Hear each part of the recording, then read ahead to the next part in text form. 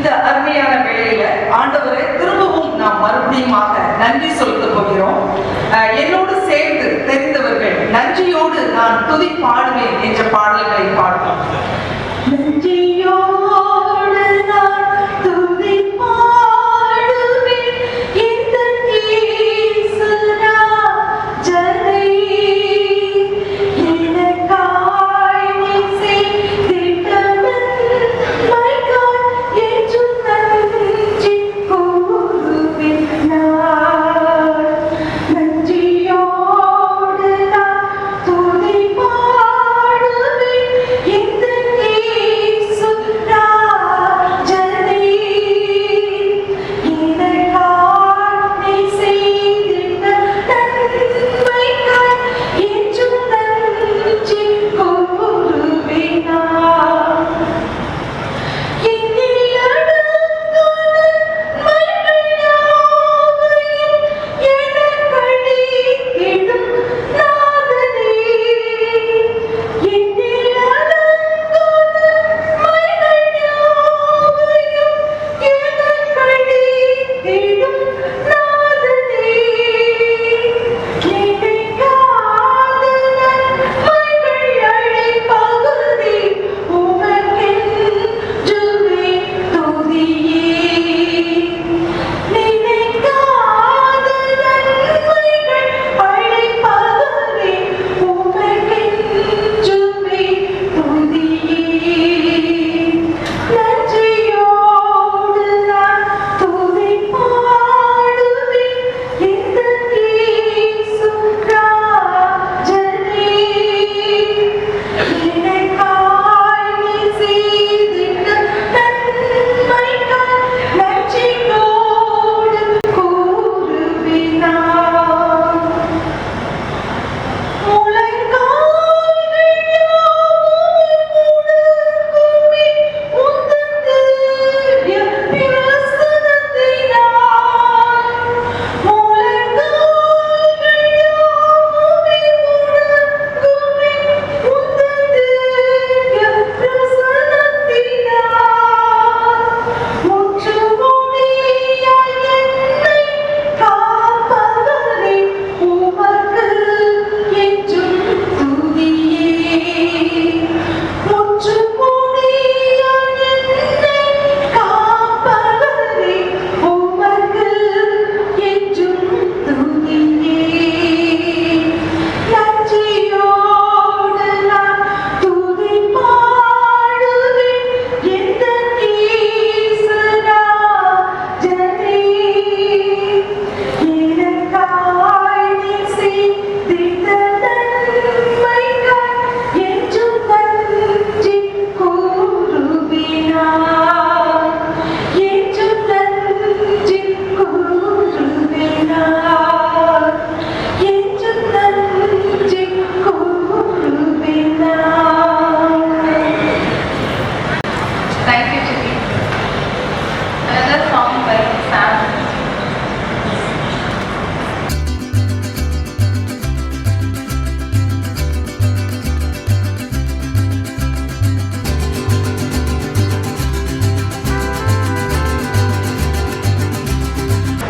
ஸ்தோத்திரம் இயேசுநாதா, உமக்கென்றும் ஸ்தோத்திரம் இயேசுநாதா. ஸ்தோத்திரம் இயேசுநாதா, உமக்கென்றும் ஸ்தோத்திரம் இயேசுநாதா. ஸ்தோத்திரம் செய்கிறோம் இந்த நீயத்தின் நாமத்தின் ஆதரவில். ஸ்தோத்திரம் செய்கிறோம் இந்த நீயத்தின் நாமத்தின் ஆதரவில். வானதூதர்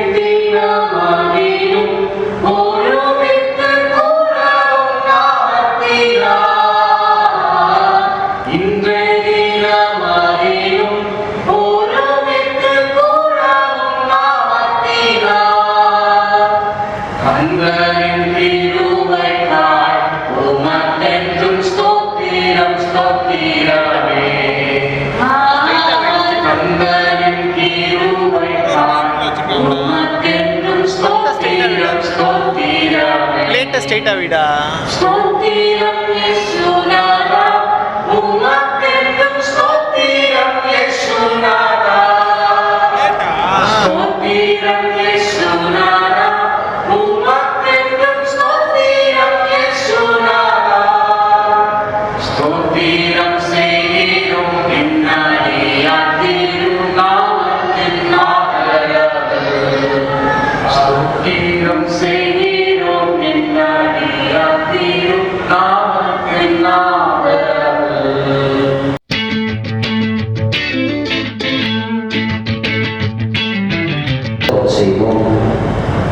கிருபை நிறைந்த அன்பின் தகப்பனே, வாழ்விற்கு ஆதாரமாகவும் அடிச்சுவடாகவும் இருக்கின்ற இந்த வேதாகமத்தை உடைய திருக்கரத்திலே தாழ்த்தி அர்ப்பணிக்கிறோம். திருமண வாழ்வில் இடையே இருக்கிற பிள்ளைகள் அதை உறுதிப்படுத்தும் விதமாக இந்த வேளையிலே சுவாமி உடைய திருமறையையும் இந்த மோதிரத்தையும் ஒருவருக்கொருவர் பகிர்ந்து கொள்ள இருக்கிறார்கள். உடைய மாறாத கிருபை பிரசன்னம் அருமை பிள்ளைகளை வழிநடத்த வேண்டுமாய் உடைய சமூகத்திலே தாழ்த்தி அர்ப்பணிக்கிறோம். இதை பகிர்ந்து கொள்கின்ற பொழுது உம்முடைய மெய்யான சமாதானத்தையும் அன்பையும் ஒருவருக்கொருவர் பகிர்ந்து கொள்ள பரிமாறிக்கொள்ள நீர் கிருபை பாராட்ட வேண்டுமாய் பிதா குமாரன் பரிசுத்தாவின் நாமத்தினாலே ஆசீர்வதித்து ஜெபிக்கிறோம். உங்கள் ஜெபங்கேளும் நல்ல பிதாவே.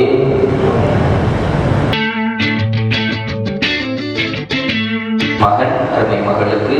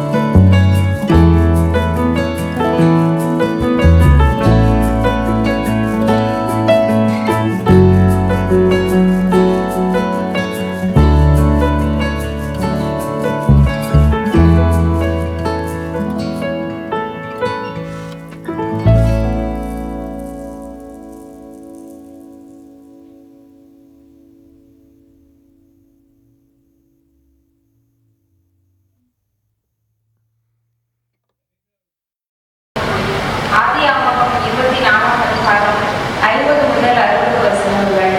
அப்பொழுது லாபானும் பெத்துவேலின் பிரதித்திரமாக, இந்த காரியம் கர்த்தரால் வந்தது, உமக்கு நாங்கள் நலம் குலம் ஒன்றும் சொல்லக்கூடாது. இதோ ரெபெக்காள் உமக்கு முன்பாக இருக்கிறாள். கர்த்தர் சொன்னபடியே அவள் உமது எஜமானுடைய குமாரனுக்கு மனைவியாக படித்து அவளை அழைத்து கொண்டு போம் என்றார்கள். ஆபிரகாமின் ஊழியக்காரர் அவர்கள் வார்த்தைகளை கேட்டபோது தரை மட்டும் குனிந்து கர்த்தரை பணிந்து கொண்டான். பின்பு அந்த ஊழியக்காரன் வெள்ளி உடைமைகளையும் பொன் உடைமைகளையும் வஸ்திரங்களையும் எடுத்து ரெபெக்காளுக்கு கொடுத்ததுமன்றி அவனுடைய சகோதரனுக்கும் தாய்க்கும் சில உச்சிதங்களையும் கொடுத்தான். பின்பு அவனும் அவனோடு இருந்த மனிதரும் புசித்து குடித்து ராத்தங்கினார்கள். காலையிலே எழுந்திருந்து அவன், என் எஜமானிடத்துக்கு என்னை அனுப்பிவிடுங்கள் என்றான். அப்பொழுது அவர் சகோதரனும் அவள் தாயும் 10 நாளாயினும் பெண் எங்களோடு இருக்கட்டும், பிற்பாடு போகலாம் என்றார்கள். அதற்கு அவர், கர்த்தர் என் பிரயாணத்தை வாய்க்க பண்ணியிருக்க நீங்கள் எனக்கு தடை செய்யாதீர்கள். நான் என் எஜமானிடத்துக்கு போக என்னை அனுப்பிவிட வேண்டும் என்றார். அப்பொழுது அவர்கள் பெண்ணை அழைத்து அவள் வாய் திறப்பை கேட்போம் என்று சொல்லி ரெபெக்காளை அழைத்து, நீ இந்த மனிதனோட கூட போகிறாயா என்று கேட்டார்கள்.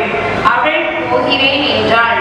அப்படியே அவர்கள் தங்கள் சகோதரியாகிய ரெபெக்காளையும் அவள் தாயையும் ஆபிரகாமின் ஊழியக்காரனையும் அவன் மனிதரையும் அனுப்பிவிட்டு ரெபெக்காளை வாழ்த்தி, எங்கள் சகோதரியே, நீ கோடா கோடியாய் பெருகுவாயாக, உன் சந்ததியார் தங்கள் மகிழனுடைய வாசல்களை சுதந்திரித்துக் கொள்வார்களாக என்று ஆசீர்வதித்தார்கள். வாசிக்க பிள்ளைகள் மோசஸ், கிறிஸ்டி ஆகிய இருவரையும் திருச்சபையின் சார்பாக வாழ்த்தி வரவேற்கிறோம். நாளைய தின திருமண ஆராதனையும் ஆண்டவர் உங்களுக்கு ஆசீர்வாதமாய் அமைத்துக் கொடுப்பாராக. வாசிக்கின்ற இந்த வேத பகுதியிலிருந்து 3 காரியங்களை மாத்திரம் சுருக்கமாய் உங்கள் மத்தியிலே நான் வைக்க ஆசைப்படுகிறேன். ஒருவேளை அது இங்கே நாளை திருமண வாழ்வில் இணை இருக்கிற அருமை பிள்ளைகளுக்கும் அருமை குடும்பத்தாருக்கும் பிரோஜனமாய் இருக்கும் என்று சொல்லி நான் நம்புகிறேன். ஆபிரகாம் தன்னுடைய மகனாகிய ஈசாக்குக்கு பெண் தேடுகின்ற பொழுது அங்கே அவனுடைய வேலையாட்களை அழைத்து தன்னுடைய இடத்திலும் தன்னுடைய ஊரிலும் சென்று பெண்ணை தேடுங்கள் என்று சொல்லி அங்கே அனுப்புகிறார். இந்த நிகழ்வு நாம் எல்லா இடத்திலும் எல்லா திருமணத்திலும் கேட்கக்கூடிய ஒரு நிகழ்வுதான். இதிலே இந்த பணியாட்கள் செய்கின்ற காரியம் 3 காரியங்களை உங்கள் மத்தியிலே நான் வைக்க ஆசைப்படுகிறேன். முதலாவதாக, இந்த காரியம் கர்த்தரால் வந்தது என்று சொல்லி அங்கே பணியாட்கள் சொல்லுகின்ற காரியத்தை பார்க்கிறோம். 50வது வசனத்திலே ரெபெக்காளை பார்த்ததற்கு பின்பதாக அங்கே அவர்கள் சொல்லுகின்ற முதல் காரியம், இந்த காரியம் கர்த்தரால் வந்தது. அருமை மணமகன் வீட்டார் அருமை மணமகளை பார்க்கின்ற பொழுதெல்லாம், இவள் கர்த்தரால் எங்களுக்கு கொடுக்கப்பட்டிருக்கின்ற இன்னொரு மகள் என்பதை உணர்ந்தவர்களாய் புரிந்தவர்களாய் நடக்கும்படியாக நாம் அழைக்கப்படுகிறோம். அதே போல அருமை மணமகள் வீட்டார் கடவுள் இந்த மகனை நம்முடைய வாழ்விலே கொடுத்திருக்கிறார் என்று உற்சாகத்தோடு அரவணைத்துக் கொள்ளுகிறவர்களாய் எல்லா சூழ்நிலைகளிலும் ஏற்றுக்கொள்ளுகிறவர்களாய் காணப்பட அழைக்கப்படுகிறோம்.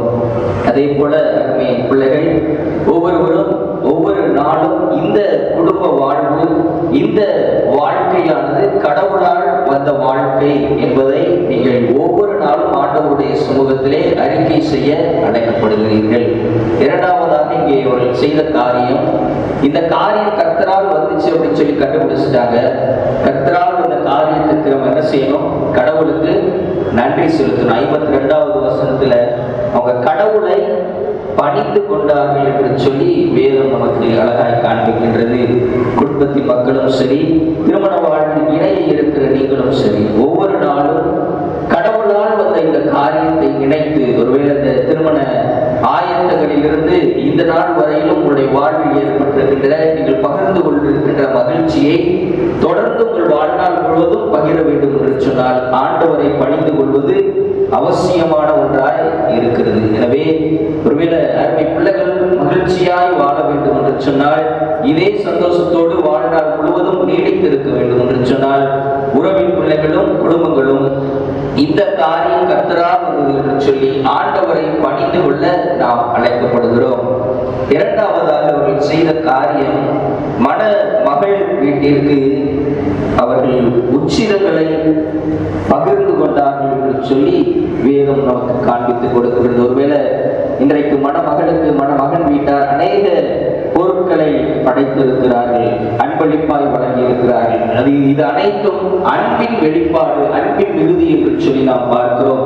இந்த அன்பை பகிர்ந்து கொள்வதை இரு வீட்டாரும் ஒருபோதும் என்ன செய்யக்கூடாது, விட்டுவிடக்கூடாது. தொடர்ந்து வாழ்வின் எல்லா சூழ்நிலைகளிலும் குடும்பமாய் இணைக்கப்பட்டிருக்கிறீர்கள். ஒருவேளை நீங்கள் இருவர் மாத்திரம் குடும்பமாய் இணைக்கப்படவில்லை, உங்கள் மூலமாக ஒரு பெரிய குடும்பம் என்ன செய்யப்பட்டிருக்கிறது, இணைக்கப்பட்டிருக்கிறது. உங்களுடைய அன்பை நீங்கள் அவர்களோடு கூட இரு வீட்டாரோடும் கூட பகிர்ந்து கொள்கின்ற பொழுது குடும்பம் ஆசீர்வதிக்கப்படும், குடும்பம் ஐக்கியமாக இருக்கும் என்பதில் எந்த விதமான சந்தேகமும் இல்லை. கடைசியாக 60வது வசனத்துல அங்கே ரெபெக்காளை வாழ்த்தி ஆசீர்வதித்தார்கள் என்று சொல்லி பார்க்கிறோம். இன்றைய நாளிலும் சரி, நாளைக்கும் சரி, அநேக உறவினர்கள், நண்பர்கள், பெற்றோர்கள் உங்களை வாழ்த்தி ஆசீர்வதிக்க இருக்கிறார்கள்.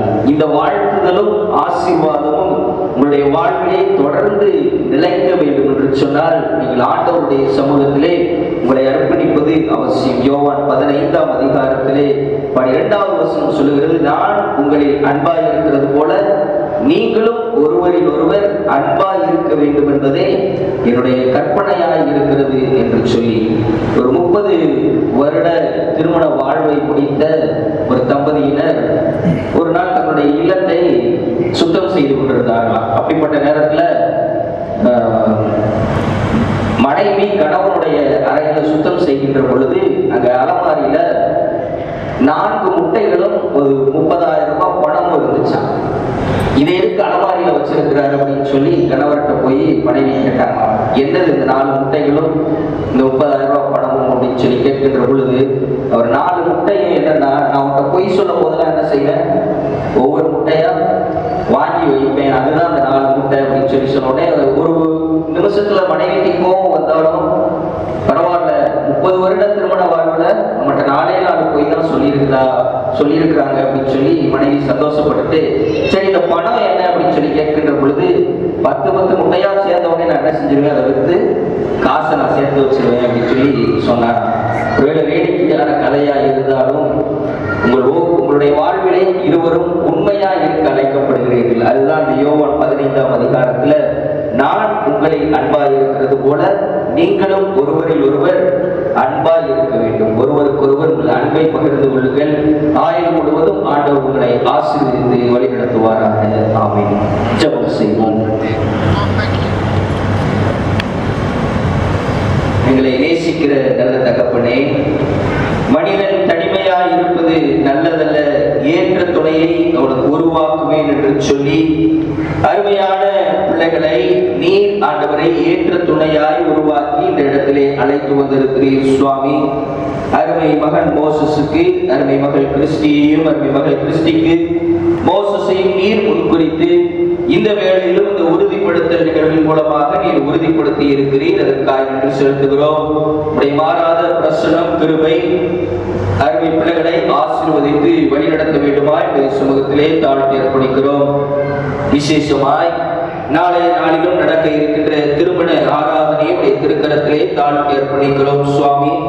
காணாவூர் கல்யாணத்திலே உடைய பிரசனம் எப்படி இருந்ததோ, அங்கே வந்திருக்கிற ஜனங்கள் ஆண்டவரே அந்த திருமணத்தின் மூலமாக ஆச்சரியத்தையும் அதிசயத்தையும் கண்டுகொண்டது போல அருமை பிள்ளைகள் நாளைய திருமண வாழ்விலும் சுவாமி நீர் ஆச்சரியமாகவும் அதிசயமாகவும் வழிநடத்த வேண்டுமாய் உடைய சமூகத்திலே பிள்ளைகளை தாழ்த்தி அர்ப்பணிக்கிறோம். குறைவுகளின் மத்தியிலும் குறைவுகளை நிறைவாக்கி போடுகிற தேவன் தாமே அருமை பிள்ளைகள் தன்னுடைய வாழ்விலே நிறைவுகளை மாத்திரம் நோக்கி பார்த்தவர்களாய், இந்த காரியம் என்னுடைய வாழ்விலே கடவுளால் கொடுக்கப்பட்ட காரியம் என்று சொல்லி ஆயுள் முழுவதும் உம்மை துதிக்க, ஸ்தோத்திரிக்க, தங்களுடைய அன்பை ஒருவருக்கொருவர் பரிமாறிக்கொள்ள, ஒருவருக்கொருவர் தங்களை வாழ்த்திக் கொள்ள, ஆசீர்வதித்துக் கொள்ள நீர் அருமை பிள்ளைகளுக்கு கிருபை பாராட்டுங்க. உடைய மாறாத பிரசன்னம், கிருபை அருமை பிள்ளைகளோடு கூட இருந்து ஆசீர்வதித்து வழிநடத்த வேண்டுமாய் மீட்பர் பாதம் என்று கேட்கிறோம் நல்ல பிதாவே. ஆண்டவராகிய இயேசு கிறிஸ்துவின் கிருபை, பிதாவாகிய தேவனுடைய அன்பு, பரிசுத்த ஆவியானவருடைய ஆளுகை, வழிநடத்துதல், சமாதானம் அருமை பிள்ளைகளோடு கூட இருந்து ஆசீர்வதித்து வழிநடத்துவதாக. ஆமென். God will take care of you. Beneath His wings of love above, God will take care of you.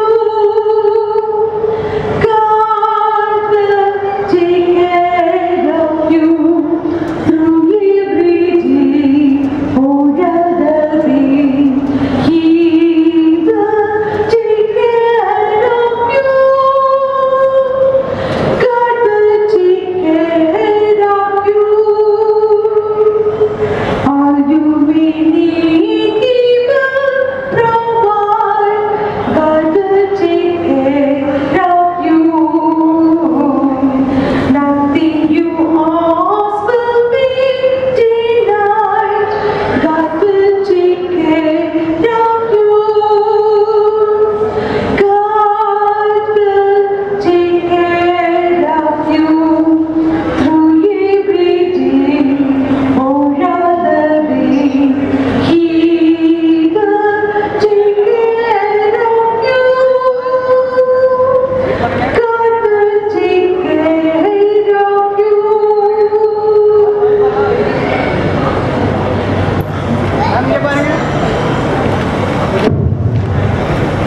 என்பதை இரு வீட்டாரும் நாங்கள் விசுவாசிக்கிறோம். அதை பிள்ளைகளும் விசுவாசிக்கிறார்கள். தேவன் இந்த ஒரு நல்ல நிச்சயதார்த்த விழாவை நடத்தியிருக்கிறார். அவருக்கு நன்றி. தேவனுடைய ஊழியக்காரர்கள் வந்திருக்கிறீர்கள், உங்களுக்கு நன்றி.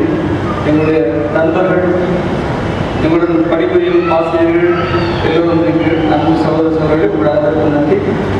மற்றும் எங்கள் இரு குடும்பத்து உறவினர்கள் உங்கள் ஒவ்வொருவருக்கும் நாங்கள் நன்றி சொல்கிறோம். இந்த நேரத்தில் உங்களுக்காக ஒரு சிக்கல் ஏற்பாடு பண்ணியிருக்கிறோம்.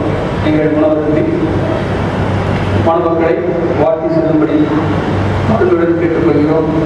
நன்றி.